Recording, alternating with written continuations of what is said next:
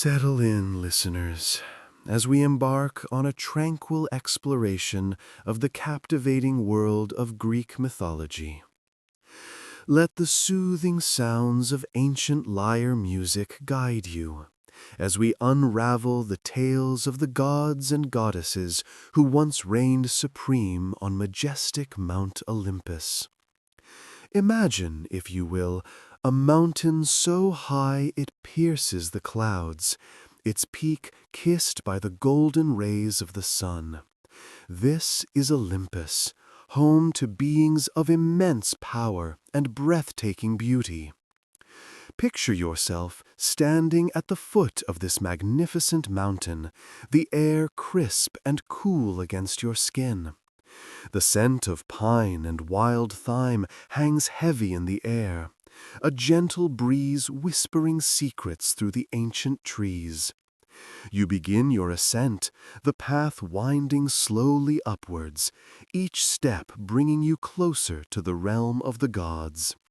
The sun warms your face, casting long shadows that dance playfully around you. As you climb, you can almost hear the faint echoes of laughter and music drifting down from the clouds. This is the sound of the Olympians, feasting and celebrating in their glorious palace. They are not like ordinary mortals. They possess incredible powers, shaping the destinies of heroes and mortals alike. Zeus, the king of the gods, reigns supreme, his mighty thunderbolt a symbol of his unmatched authority. Beside him sits Hera, his queen, a goddess of marriage and family, her beauty renowned throughout the universe.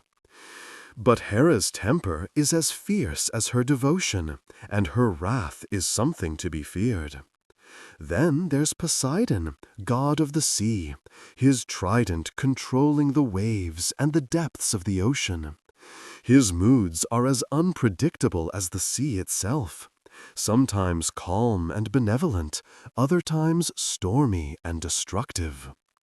And who could forget Athena, the goddess of wisdom and warfare, sprung fully formed from the head of Zeus? Her strategic mind is as sharp as her spear, guiding heroes in battle and offering counsel to those who seek her guidance. Apollo, the radiant god of sun and music, brings light and joy wherever he goes, his lyre playing melodies that soothe even the most troubled hearts. His twin sister, Artemis, is the huntress goddess, swift and silent, roaming the forests with her loyal hounds. As you continue your ascent, the sounds of the lyre grow louder, the melodies weaving a tapestry of ancient stories. You can almost see the gods and goddesses moving amongst the clouds, their forms shimmering with divine light. They are not always kind, nor always just, but their actions have shaped the world as we know it, their tales echoing down through the ages. Let these ancient melodies lull you into a peaceful slumber as you drift off to dream of the wonders of Mount Olympus. Rest now, and let the stories of the gods cradle you into a deep, restful sleep. Imagine, if you will, a time before time, a place before place, a vast, unending darkness, a formless void we call chaos. It wasn't empty, not truly. It was filled with potential, with the raw, untamed energy of creation, sleeping, dreaming, waiting. And within this swirling, silent expanse, something stirred. Slowly, imperceptibly at first, a force began to coalesce, to gather itself from the infinite nothingness. From the heart of chaos, Gaia emerged. She was Earth, a solid, fertile presence rising from the primordial soup, a gentle giantess bringing form to the formless. Imagine the warmth of her nascent soil, the slow, deliberate growth of the first grasses, the silent unfolding of the first mountains. Gaia was not alone in her emergence. From her, from the very essence of her being, sprung Uranus. He was the heavens, a boundless expanse of shimmering starlight above her, a dome of celestial mystery protecting the young earth. Picture the vast, inky blackness peppered with the nascent twinkles of stars, each one a tiny sun in its own right, newly ignited. Gaia and Uranus, the earth and the sky, together they formed a magnificent primal couple, their very existence a testament to the power of creation. And from their union, from their tender embrace in the swirling mists of the nascent world, came the Titans. Imagine these beings, powerful and ancient, giants among giants. They were the embodiment of natural forces, each one a manifestation of Earth's raw, untamed energy. Oceanus, the mighty river that encircled the world. Hyperion, the all-seeing sun. Iapetus, the ever-shifting landscape, mountains rising and valleys carving themselves into the Earth's skin. Each Titan held a piece of the universe within them, a fragment of Gaia and Uranus's creative power. They were not perfect, these Titans. They were fierce, volatile, and deeply connected to the raw power of the early world. Their lives were a tapestry of creation and destruction, a reflection of the untamed energy that had brought them into being. Picture their colossal forms walking the young earth, their laughter echoing across the newly formed valleys, their struggles shaping the very landscapes around them. They were the children of creation, inheritors of chaos, but also the architects of the world to come.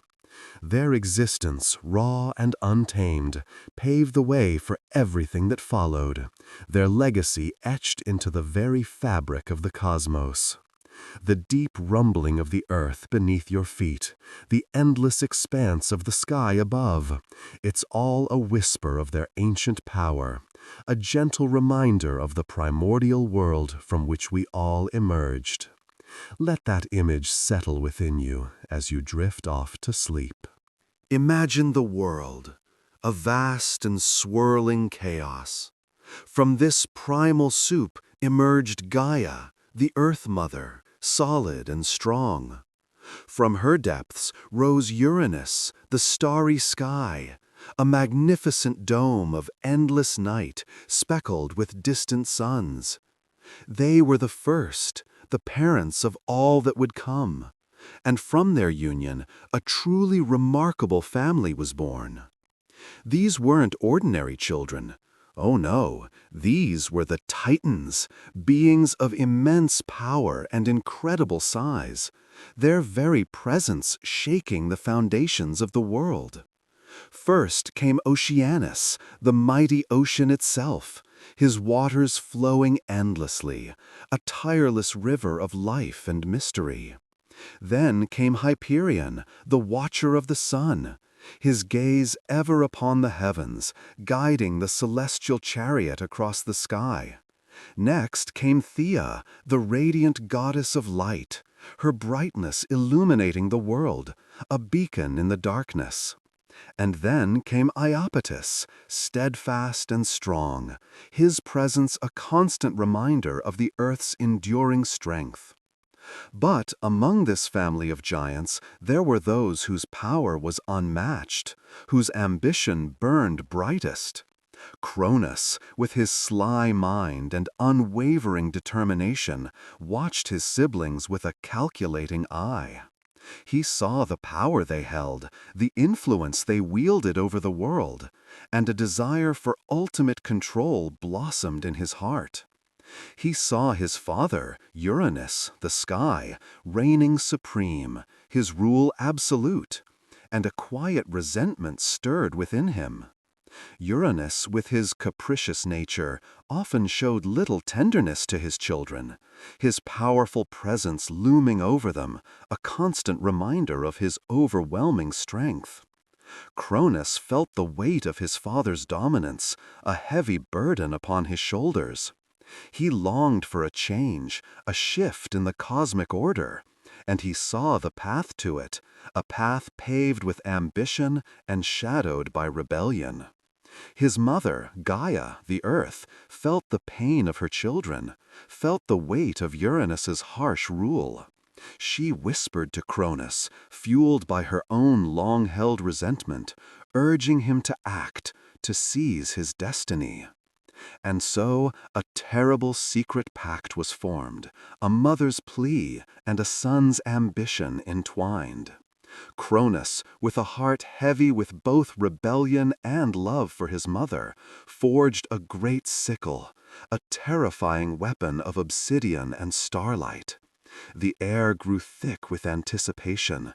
The earth trembled beneath the weight of unspoken words. The coming confrontation hung heavy, a looming storm cloud over the family of Titans. The clash of Titans, a struggle for power, was inevitable. The whispers of the conflict, the silent tremors of the earth, formed a low, constant hum, a lullaby of impending change. It was a time of great upheaval, a time of transformation, a time for the old order to give way to the new. Sleep now, and dream of the dawn after the storm. The air in the Olympian palace grew heavy, thick with a silence more terrifying than any storm. Cronus, king of the Titans, sat upon his throne, a vast, imposing figure carved from shadow and granite. His reign was one of power, certainly, but also of a chilling, pervasive fear. It began subtly, a tightening in the chest when his booming laughter echoed through the halls. Then came the whispers, hushed and hurried, carried on the wind that sighed through the marble columns. Whispers of a prophecy. The prophecy spoke of a child, one of Cronus's own, who would rise to overthrow him. A prophecy whispered by the earth itself, carried on the rustling leaves and the murmuring streams. It spoke of a destiny that would shatter Cronus's kingdom, a destiny he was determined to prevent. His love for his children, if you could call it that, twisted into a desperate, horrifying need for control. Rhea, his queen, a goddess of breathtaking beauty, bore him child after child. Each birth was a moment of fragile hope, quickly replaced by gnawing dread. For with each newborn babe, Cronus felt the prophecy's weight press down upon him, heavier and heavier. He loved his children, yes, in his own twisted, possessive way. He cradled them, admired their tiny hands and feet, their first smiles, before the terrible act. He would hold them close, feel the warmth of their bodies against his, a warmth that soon turned cold. Each time he swallowed his child whole. The earth shuddered, and the very air stilled as he did so. Hestia, Demeter, Hera, Hades, Poseidon, each swallowed, each a piece of his soul devoured along with them. Imagine Rhea watching him, the light leaving her eyes with each swallowed child. Her grief was not a violent thing, not at first. It was a slow, agonizing unraveling, a silent scream trapped in her heart. She bore each child, knowing their fate, her maternal love a battlefield against an inexorable destiny. The palace, once filled with laughter and light, now whispered with sorrow and dread.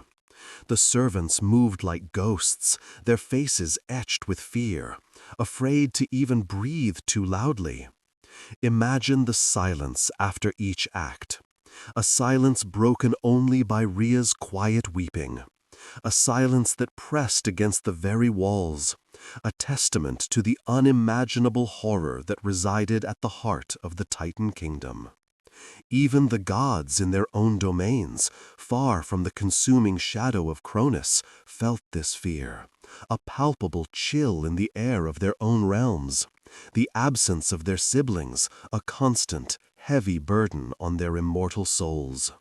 The prophecy cast its shadow far and wide, its unseen hand weighing upon everyone caught within Cronus's terrible reign. The weight of this fear hung heavy, a constant, oppressive presence, suffocating the joy and light from their lives. And it would only grow until the birth of Zeus. The world was young then, a swirling chaos of mist and raw power. Before Olympus, before the gleaming palaces of the gods, there was only the reign of the Titans. Imagine a time before the sun shone quite so brightly, before the stars twinkled with their familiar light. The Titans ruled, immense beings of earth and stone, their power felt in the tremors of the land and the rumbling of volcanoes. Their reign was long, a timeless slumber, punctuated only by the slow, deliberate unfolding of creation. But even in this ancient time, seeds of change were sown. Cronus, the Titan king, ruled with a heavy hand, a shadow cast over his children. He feared prophecy, a whispered threat carried on the wind, that one of his sons would overthrow him. So he swallowed each child whole, a terrible act of prevention, a silencing of the future. But Rhea, his queen, a goddess of earth and fertility, could not bear to see her offspring vanish into their father's monstrous belly. She secretly saved one, the youngest, the one destined for greatness, Zeus. Zeus grew, hidden away on a remote island, nurtured by the earth itself. He grew strong, fueled by the milk of the Amalthea goat, a gift from the nymphs of the mountains. He learned of his father's cruel tyranny, the swallowing of his siblings, and a deep-seated rage began to burn within him. He knew his destiny awaited him, a destiny forged in the fires of rebellion. The time came, the moment of reckoning. Zeus, now a god of immense power, faced his father. The war that followed was unlike anything the world had ever witnessed. Imagine the sky splitting open, a jagged tear revealing the furious face of the heavens.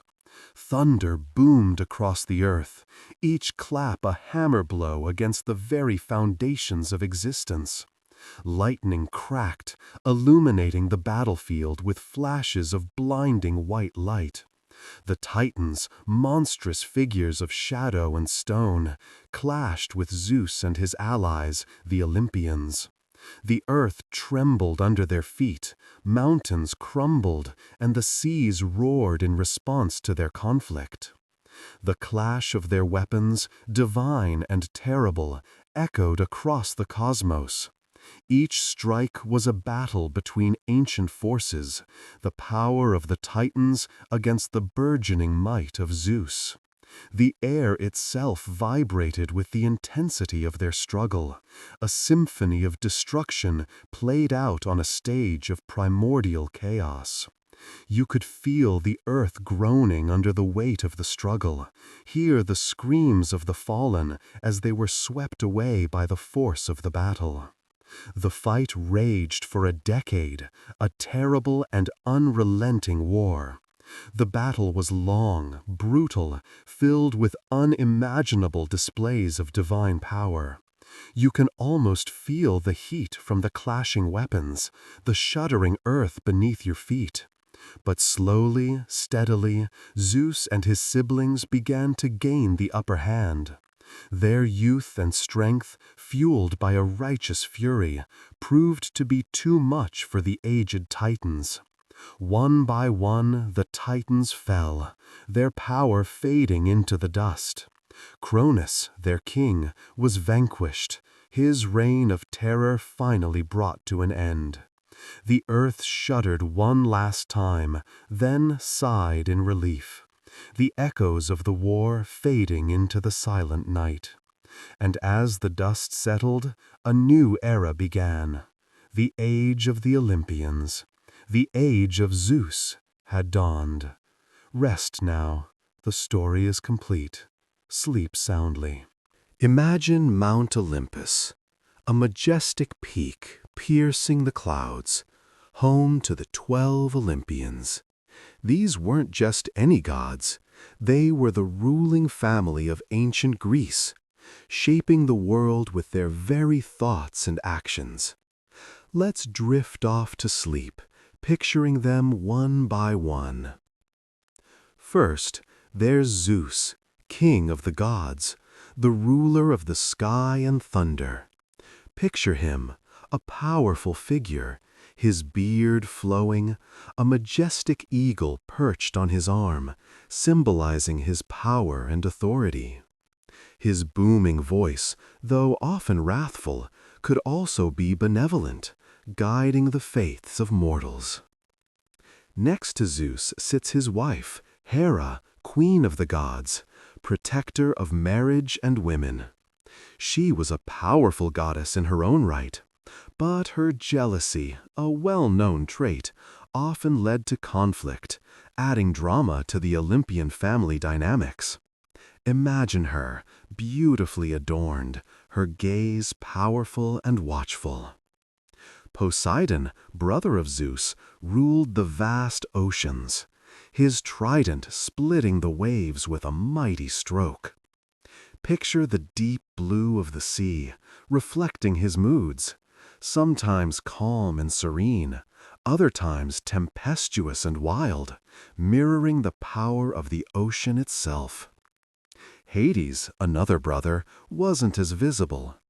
He ruled the Underworld, a somber, shadowy realm, not a place of fire and brimstone, but a quiet, respectful place where souls found their rest.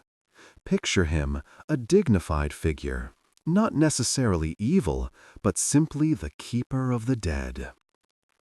Now let's turn to the goddesses. Demeter, the goddess of the harvest, brought forth the bounty of the earth.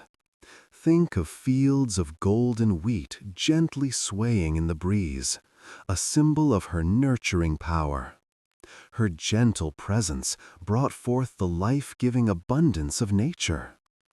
Athena, the goddess of wisdom and warfare, was born fully formed from the head of Zeus, a goddess of strategy and intellect. Picture her, gracefully adorned in gleaming armor, a symbol of strategic brilliance, not just brute force. Her wisdom guides and protects. Ares, the god of war, was the embodiment of raw, untamed aggression. Think of a battlefield, the clash of steel, a fierce warrior, perhaps less strategic than Athena, but certainly forceful in his actions. His presence is strong, but ultimately his energy is spent in the heat of battle. Apollo, the god of music, poetry, and light, brought joy and beauty to the world. Imagine sunlight streaming through leaves, the melody of a lyre softly playing, a reflection of Apollo's vibrant and creative spirit. His presence is uplifting, almost ethereal. Artemis, the twin sister of Apollo, was the goddess of the hunt, protector of wild animals. Picture her gracefully moving through the woods, her arrows ready, a symbol of independence and fierce protection of the natural world. Aphrodite, the goddess of love and beauty, embodied desire and passion. Think of a gentle breeze carrying the scent of flowers, representing her alluring and enchanting nature. Her presence is one of gentle seduction and undeniable beauty. Hephaestus, the god of fire and craftsmanship, was the skilled artisan of Olympus, forging weapons and tools. Picture the warmth of a forge, the glow of molten metal, symbolizing his industrious nature and dedication to his craft. He creates, he builds, he perfects. Finally, Hermes, the messenger of the gods, was swift-footed and cunning, traveling between Olympus and the mortal world. Imagine a blur of motion, a winged helmet, a symbol of his speed and his ability to bridge the gap between gods and humanity. He is ever moving, ever connecting. And so, the 12 Olympians, each with their own stories, their own strengths and weaknesses, ruled the world, their influence rippling through the lives of mortals, shaping destinies, inspiring awe, and reminding us of the powerful forces, both visible and unseen. Now, let the gentle rhythm of their stories lull you into a peaceful sleep. The great Mount Olympus, home of the gods, shimmered under the Aegean sun, and at its heart sat Zeus, king of the gods, ruler of the heavens, wielder of the thunderbolt. Imagine the scene. Vast halls echoing with the whispers of divine power, the scent of ambrosia thick in the air, the murmur of immortal conversations weaving through the grand chambers. His reign was long, a tapestry woven with threads of both glory and scandal. Zeus, powerful beyond measure, possessed the ability to shape the destinies of mortals and gods alike. His power was absolute, a force of nature itself. Yet it was a power tempered by human frailties, by desires as capricious as the weather he commanded. He held the heavens in his hands, yet often found himself entangled in affairs of the heart, his power unable to shield him from the complexities of love, lust, and betrayal. Think of the majesty of his pronouncements echoing through the cosmos, shaping the very fabric of existence.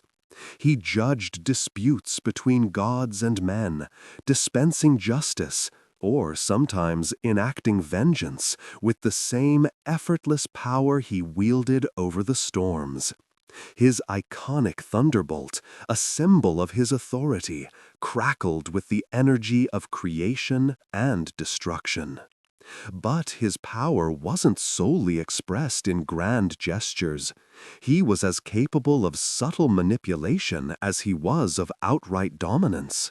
A flick of his wrist, a whispered word, and the course of a mortal's life, or even a god's, could be irrevocably altered. This subtle control, however, often led to unintended consequences, weaving intricate webs of relationships and rivalries. And then there were his affairs, countless encounters with nymphs, goddesses, and even mortal women. Each liaison a ripple in the already turbulent waters of Olympus. He seduced Metis, whose wisdom threatened his reign, only to swallow her whole, fearing her child's potential. He pursued Leto, mother of Apollo and Artemis, prompting the wrath of his wife, Hera, whose jealousy ignited conflicts that echoed through generations. He transformed himself into a swan to seduce Leda, resulting in the birth of Helen, whose beauty launched 1,000 ships and a devastating war. These relationships, each a story in itself, were far from simple romantic gestures. They were political alliances, displays of power, and expressions of his deeply human and sometimes deeply flawed nature. They tell a tale of ambition, desire, and the consequences of unchecked power, even for a god. Each encounter a whispered secret amongst the stars, shaping the myths and legends that still resonate today. Imagine the rustling of fabrics, the hushed tones of clandestine meetings, the swift flight of divine messengers carrying news of Zeus's latest conquest. It was a life of constant motion, a whirlwind of power and passion, all set against the breathtaking backdrop of Mount Olympus. And as the light fades and sleep gently draws near, remember Zeus, the powerful king, the flawed lover, the eternal symbol of both the majestic and the messy complexities of power. Imagine the weight of Olympus on your shoulders, not just the physical weight, but the weight of expectation, of power, of 1,000 years of history pressing down. That was Hera's burden. Queen of the gods, wife of Zeus, a goddess of immense power, yet forever bound to a husband whose nature was as changeable as the weather. Hera, they called her, a name whispered on the wind, a name that echoed through the halls of the divine. She was born of Rhea and Cronus, a titaness of such ancient lineage, her very presence radiated authority. Picture her, if you will, regal, strong, with eyes that held the wisdom of ages and the fire of a righteous anger. Her beauty was not delicate, it was commanding, a reflection of her unwavering will. She was a force of nature, a goddess of marriage, childbirth, and women. She protected the sanctity of family, a concept she held dear, perhaps even more dearly than she loved her own husband. And Zeus, Zeus, the king of the gods, the lord of the skies, a magnificent figure capable of breathtaking beauty and terrifying power. But Zeus was also fickle, a whirlwind of desires, forever chasing after nymphs and mortals alike. Each dalliance, each child born outside of their marriage, was a wound inflicted upon Hera's heart. It wasn't simply infidelity, it was a betrayal of her very position, a slight to her authority. She was queen, yet her husband's actions constantly undermined her dignity. Think of the silent rage that must have simmered within her, the years stretching out before her, filled with the constant reminders of Zeus's betrayals. Each new demigod child, born of some fleeting passion, was a visible testament to her husband's disregard. And yet, Hera remained. She held her position, her power. She was not a woman to be easily discarded. Her anger wasn't born of weakness, but of fierce loyalty and a deep-seated commitment to her role. Her wrath was legendary, justly deserved, in her eyes at least. She wasn't simply jealous, she was defending her right to her position, to the respect she deserved as queen. She was fiercely protective of her domain, of her children, of the order she maintained. Consider the strength it took to endure such betrayals, to hold fast to her power amidst the chaos of Olympus. She punished those who crossed her, those who threatened her family or her position. Her actions weren't always kind, perhaps even cruel at times, but they stemmed from a deep, unwavering desire to maintain order and uphold the traditions she valued. She was a force to be reckoned with, a goddess capable of both immense love and devastating wrath. She was a queen, a wife, and a mother, complex, powerful, and utterly unforgettable. Feel the weight of her crown, the fire of her spirit, the quiet sorrow behind her steely gaze, and drift off to sleep. Now. Drift now, gently, into the deep, and let the rhythm of the waves lull you to sleep. Imagine yourself sinking beneath the surface, the sunlight fading above as you descend into Poseidon's realm. He is the god of the seas, you see, and his domain is vast, stretching farther than any mortal eye can see.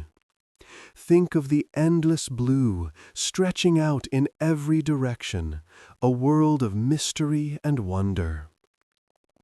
Feel the cool, gentle pressure of the water around you. Poseidon's power is all around.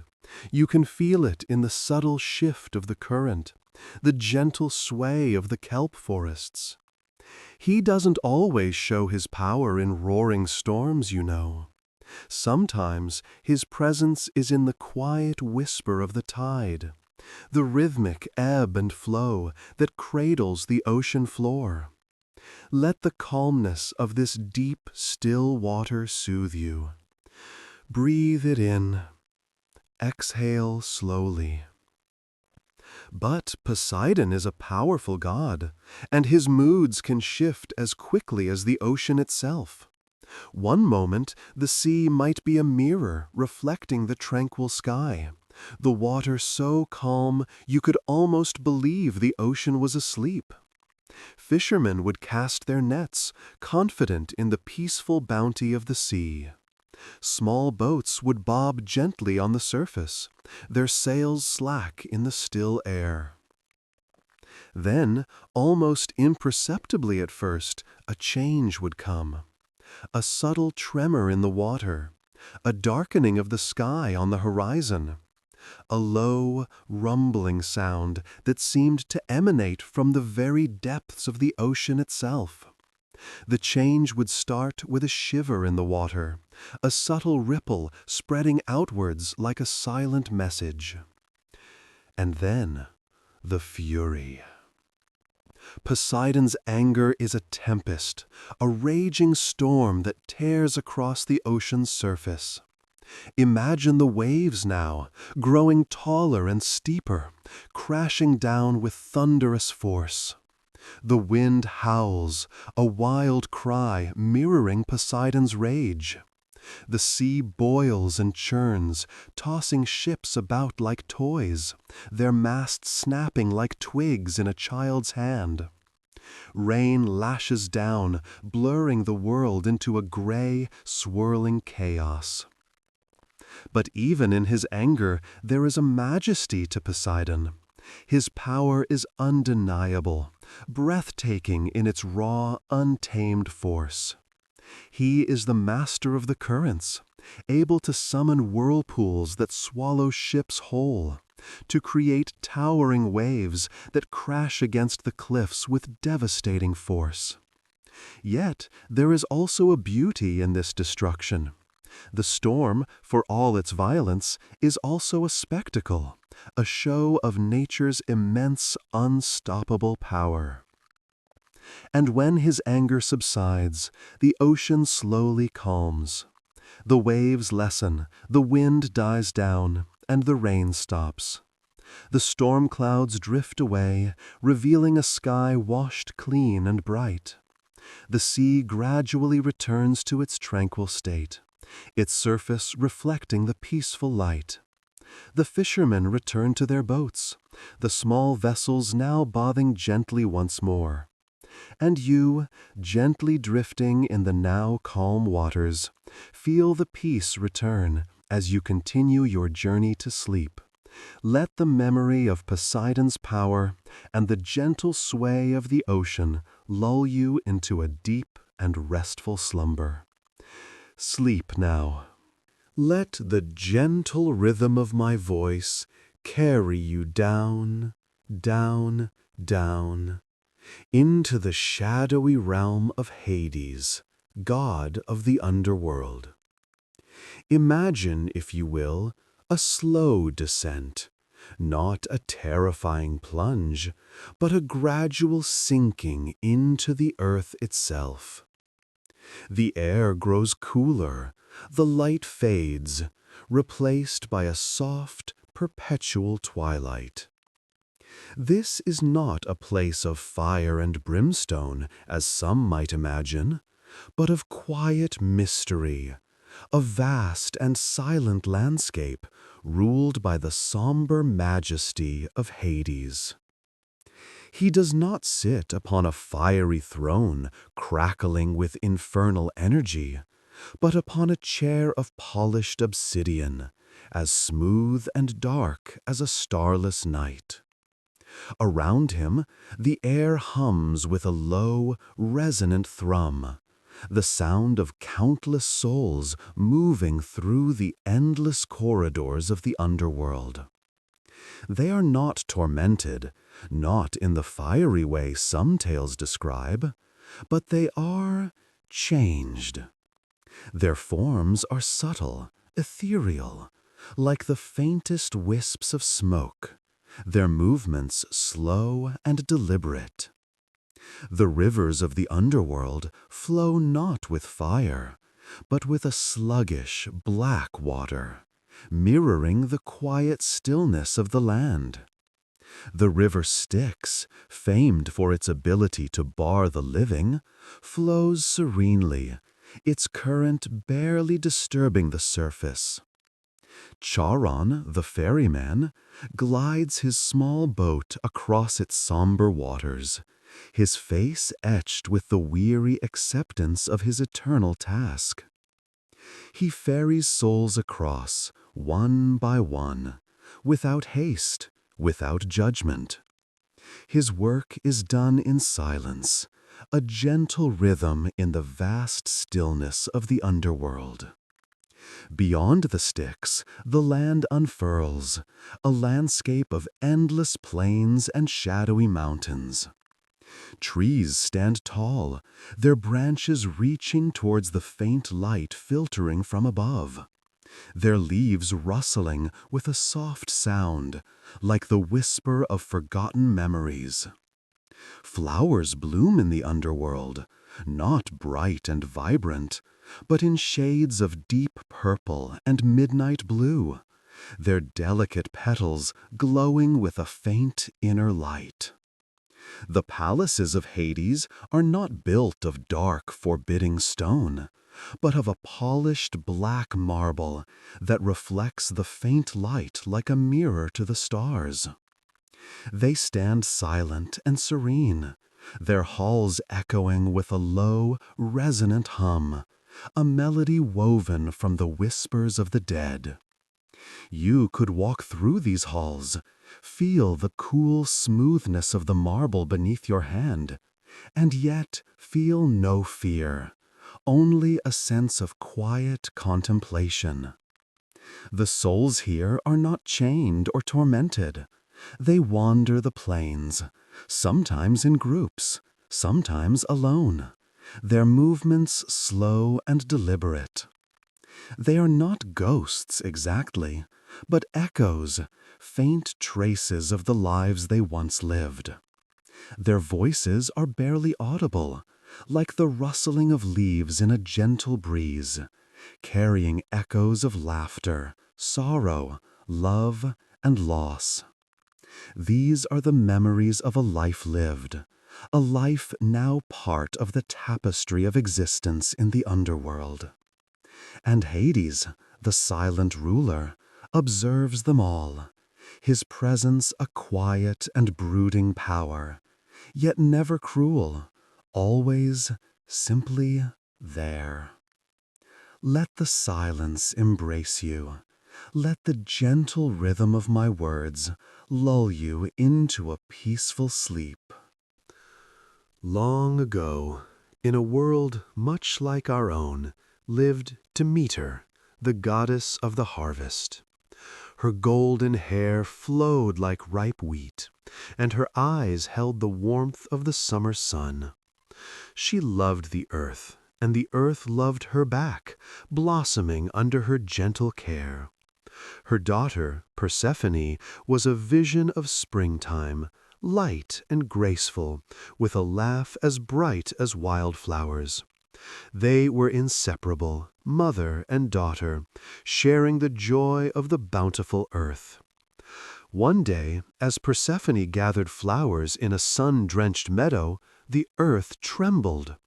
A dark chasm opened, and from its depths emerged Hades, the god of the underworld, drawn to Persephone's radiant beauty. He swept her away to his shadowy realm, a land of quiet mystery and perpetual twilight. Demeter, feeling the absence of her daughter like a cold wind sweeping across the land, searched everywhere. Her heart, heavy with sorrow, grew colder with each passing day.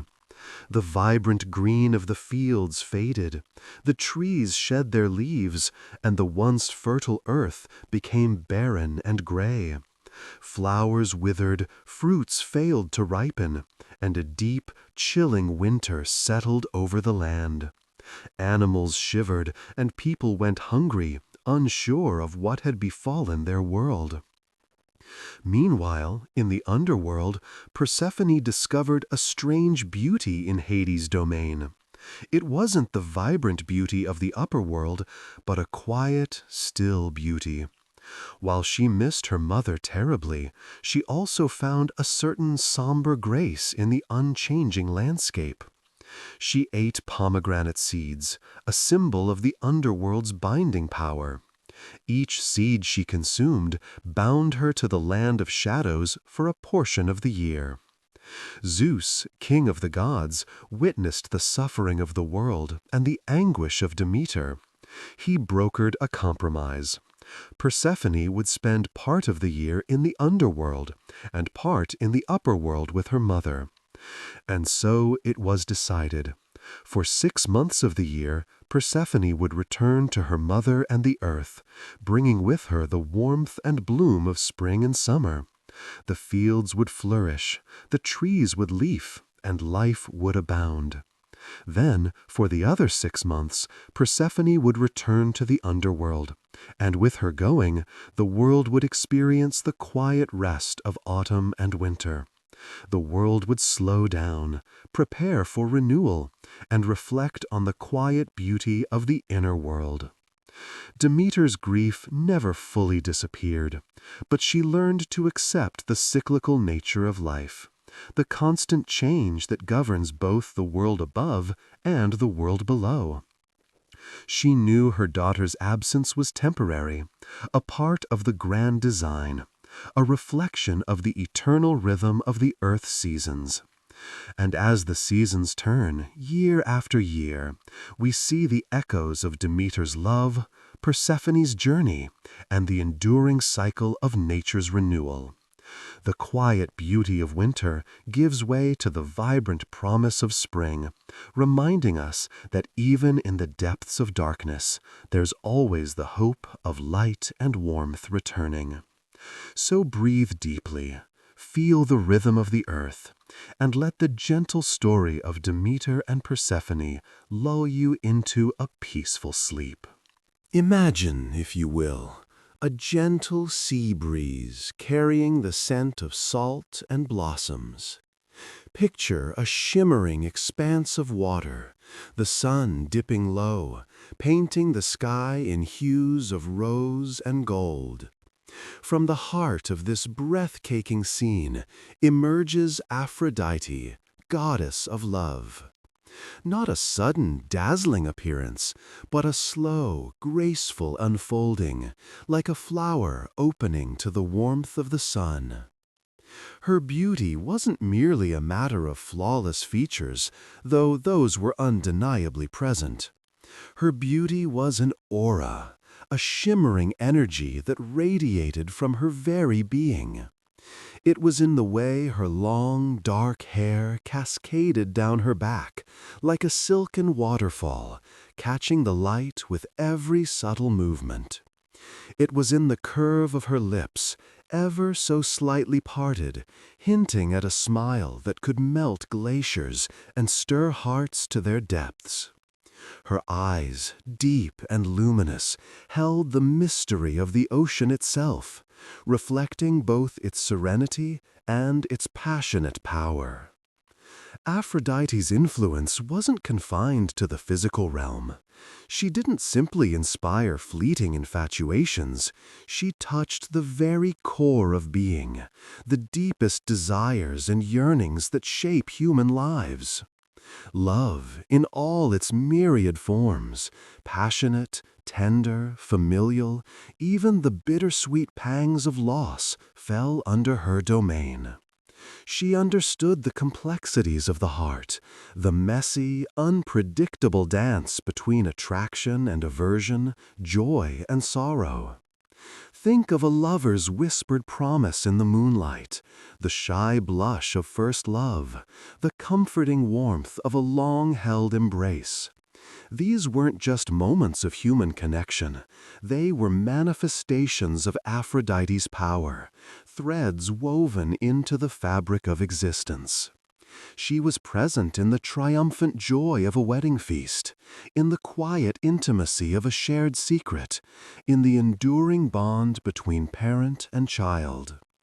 Her influence extended beyond mortal affairs, reaching even into the celestial realms.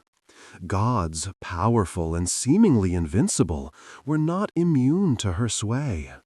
Their battles, their rivalries, their triumphs, and their defeats were often shaped by the currents of love and desire that flowed from her divine hand.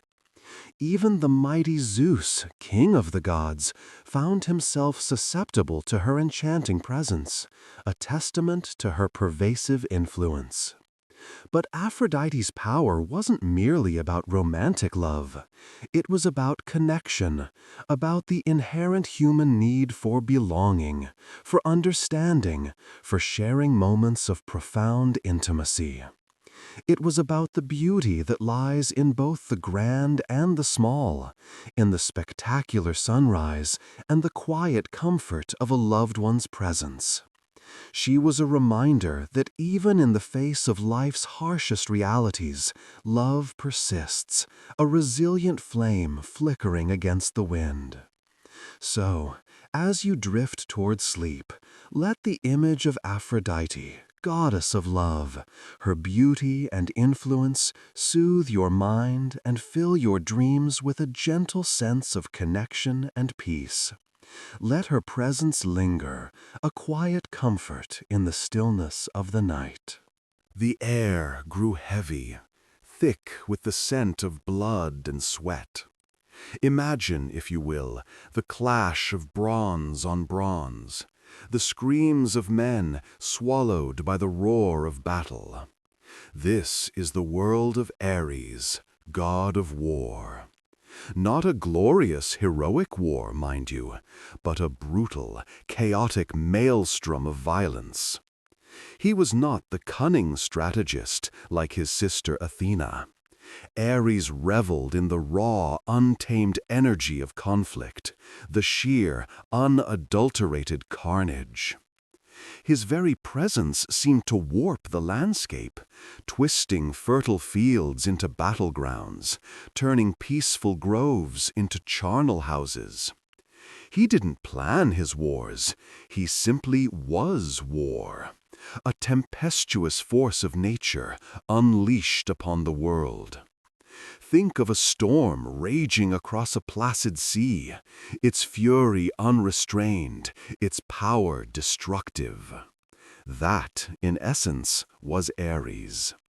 He delighted in the clash of weapons, the cries of the dying. It wasn't a thirst for conquest, not precisely. It was a deeper, more primal need, a hunger for the visceral thrill of combat. He found beauty in the chaos, the relentless cycle of violence and death. His laughter, they say, echoed like the clang of 1,000 swords striking at once, a chilling symphony of destruction. His conflicts were legion, spanning the ages.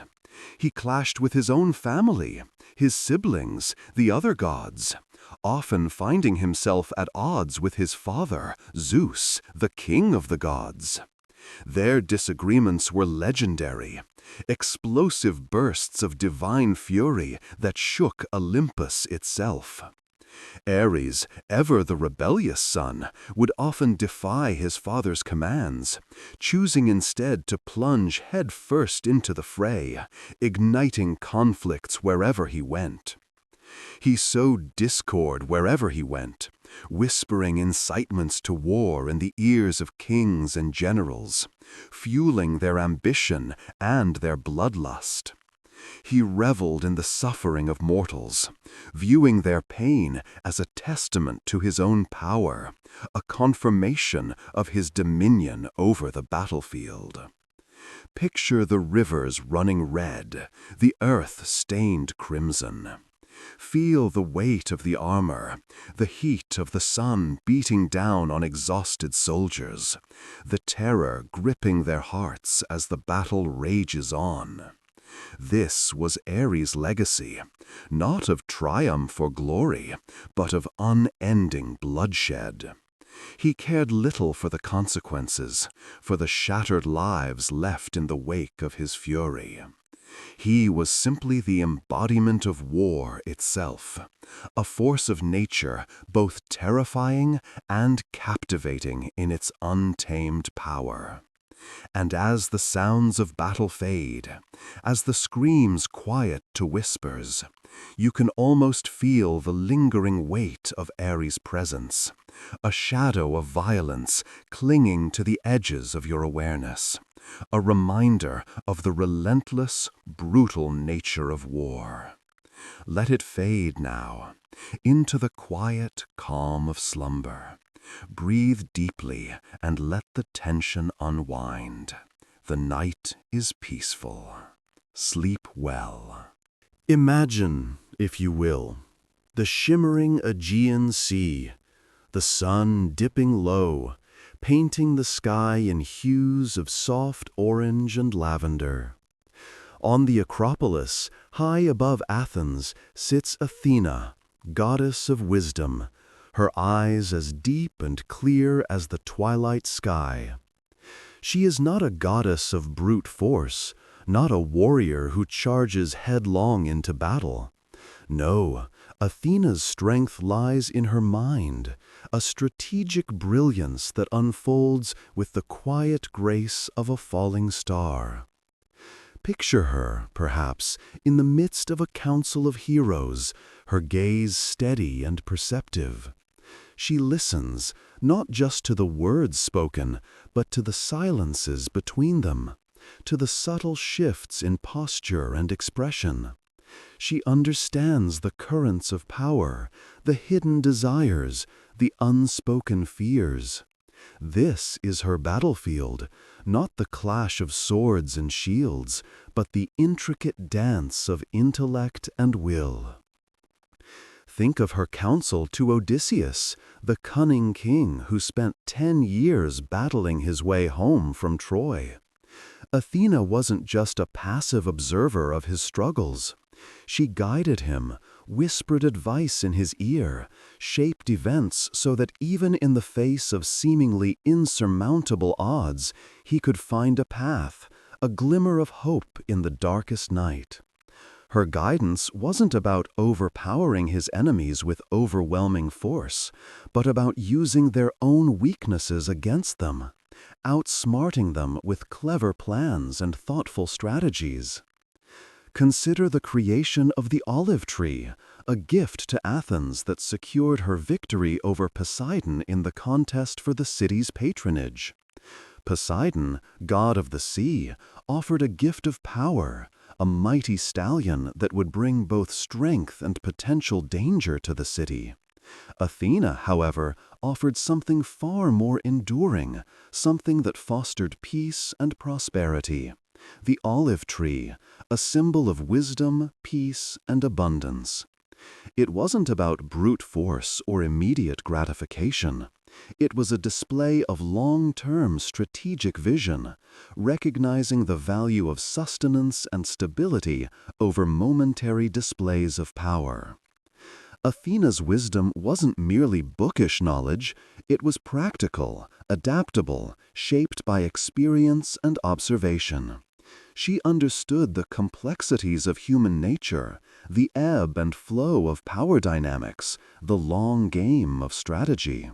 She wasn't afraid to plan for the future, to think several steps ahead, to anticipate the consequences of actions, both great and small. Feel the weight of her calm presence, the quiet confidence that emanates from her. This is not the brash confidence of reckless action, but the quiet certainty of a mind that has considered all angles, that has weighed the risks and rewards, and chosen the path that leads to success, not through dominance, but through careful planning and insightful maneuvering. As you drift toward sleep, allow yourself to be enveloped by Athena's wisdom. Let her calculated grace seep into your subconscious, calming your mind and sharpening your intuition. Her strategic thinking, her quiet strength, her unwavering intelligence, these are gifts you can carry with you, even as you slumber. Breathe deeply, and let the peace of Athena's wisdom guide your dreams. Imagine the sun, a warm golden orb rising slowly over the edge of the world. That's Apollo, god of the sun, his light chasing away the shadows, bringing warmth and life to the earth. He plays his lyre, a gentle melody drifting across the land, a song of creation and joy. Picture him, bathed in his own golden light, a smile playing on his lips as he guides his chariot across the sky, each day a new masterpiece painted across the heavens. He is radiant, vibrant, the embodiment of everything bright and beautiful. His presence is a promise of warmth and the energy that allows life to flourish. He is the light that guides the day. Now, as the sun dips below the horizon, painting the sky with hues of orange and purple, imagine the moon rising in the east. This is Artemis, Apollo's twin sister, goddess of the hunt. She is not the bright, blazing sun, but the soft, silvery glow of the moon, a different kind of light altogether. It's a gentler illumination, the kind that reveals hidden paths in the forest, the quiet beauty of the night. Artemis strides through the moonlit woods, her silver bow held lightly in her hand. She is swift and silent, a graceful phantom moving through the trees. She is accompanied by her pack of hounds, their low, melodious howls, a gentle soundtrack to her movements. There's a stillness to her, a quiet strength that contrasts with Apollo's radiant energy. While Apollo's light is bold and expansive, Artemis's is intimate, revealing the secrets whispered in the darkness. Think of the contrasts. Apollo, the god of music and light, always surrounded by the joyous sounds of his lyre and the warmth of the sun's rays. He is sociable, often surrounded by admirers, his laughter echoing across the land. Artemis, on the other hand, prefers the solitude of the forest, the quiet companionship of her hounds. She is independent, a fierce protector of the wild, her presence commanding respect rather than adoration. But despite their differences, Apollo and Artemis share a deep bond. They are twins, born of Leto and Zeus, forever linked by their shared parentage and a profound understanding that transcends their contrasting natures. Imagine them, sometimes meeting at the edge of a sun-dappled wood as day gives way to night, the golden light of Apollo fading into the silvery glow of Artemis's moon. A brief moment of shared silence, a mutual respect and acknowledgement of their differing roles in the balance of the world. They are two sides of the same coin, the light and the shadow, the warmth of the sun and the cool mystery of the moonlit forest. They are complementary forces, their separate realms intertwined in the rhythm of the day and night, a constant cycle of light and dark, energy and repose. And as you drift off to sleep, Let the image of these twins, Apollo and Artemis, settle gently in your mind, a symbol of balance and harmony within the universe. Let their contrasting lights guide you into peaceful slumber. Now, as the embers of the day fade, let's drift among the lesser-known figures of the Greek pantheon, the minor deities, whose stories, though less grand, are no less enchanting. Imagine a gentle breeze whispering through olive groves, carrying with it the tales of these forgotten gods and goddesses. There was Hebe, the eternally youthful cupbearer of the gods on Mount Olympus. Picture her, graceful and light, forever replenishing the nectar and ambrosia, her presence a constant symbol of renewal and youthful joy.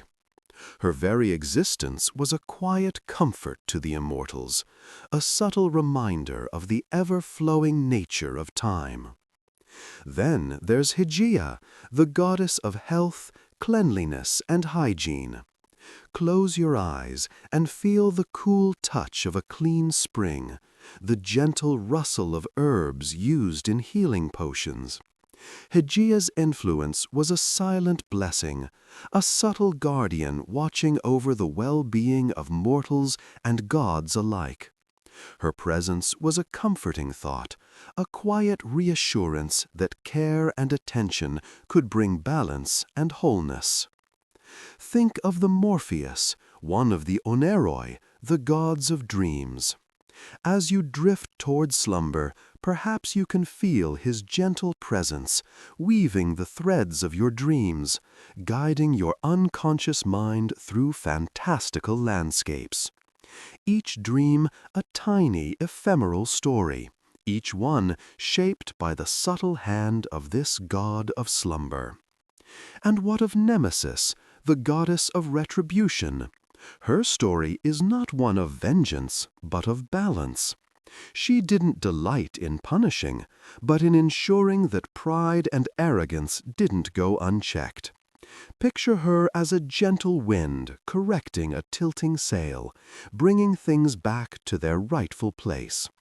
Her existence was a quiet reminder that justice, in its own time, would prevail. Now, let's consider the nymphs, the spirits of nature. The naiads, dwelling in springs and rivers, their laughter like the bubbling of water. The dryads, the guardians of the trees, their whispers carried on the rustling leaves.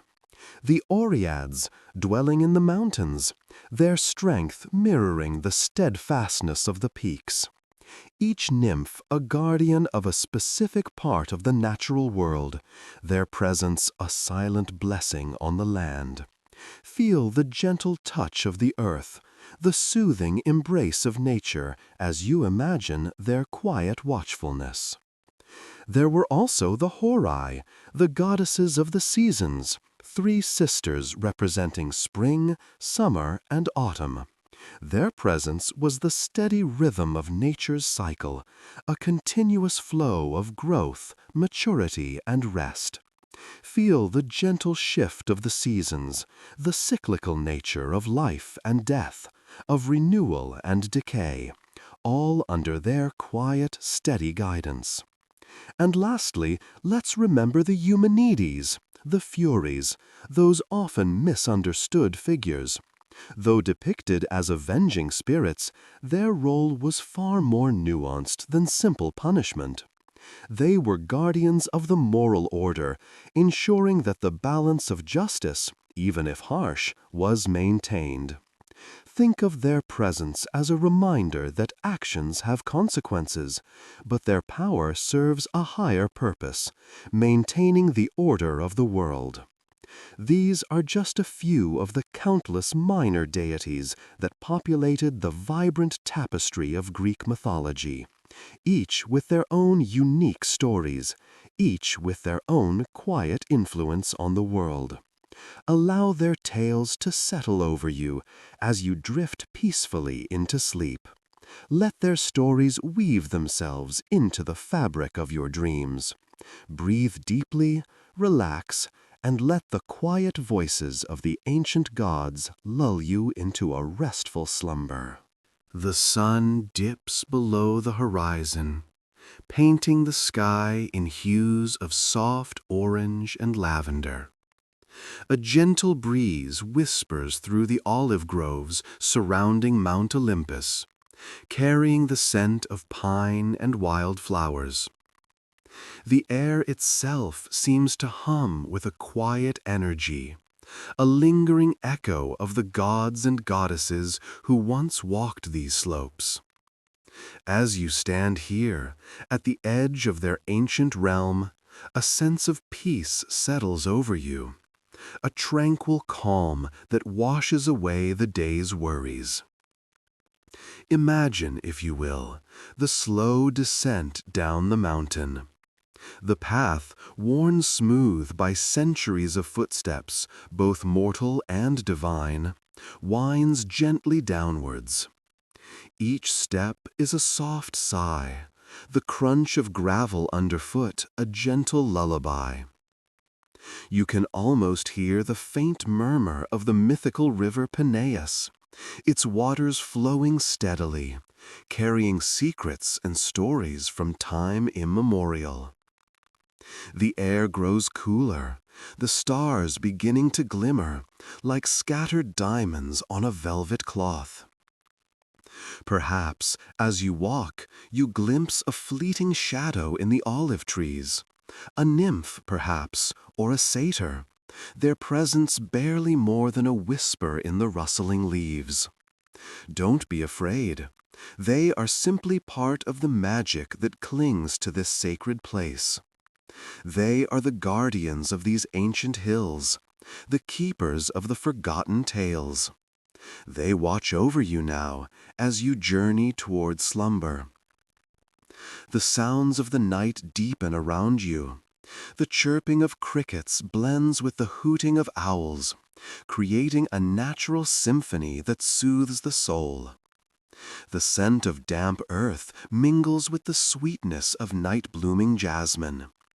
Close your eyes now and let the gentle rhythm of nature lull you into a state of peaceful relaxation. Feel the weight of your worries lift, as if carried away on the night breeze. Let the images of Mount Olympus, the majestic peaks, the whispering forests, the legendary stories, fade into the background of your mind, leaving only a sense of quiet contentment. The echoes of Zeus's thunder, the laughter of the muses, the gentle wisdom of Athena, all become a part of the tranquil dreamscape that is forming in your mind. You are safe here, nestled in the heart of this ancient landscape. No monsters lurk in the shadows, only the benevolent spirits of the mountain, watching over you as you drift toward sleep. Let the warmth of the earth beneath you cradle you, as the cool night air kisses your skin. Breathe deeply and let go. Allow yourself to sink into the embrace of slumber. The stories of Olympus will remain with you, woven into the fabric of your dreams. Sweet dreams, filled with the echoes of ancient tales and the gentle sounds of the mountain. Sleep now. Rest. Sleep.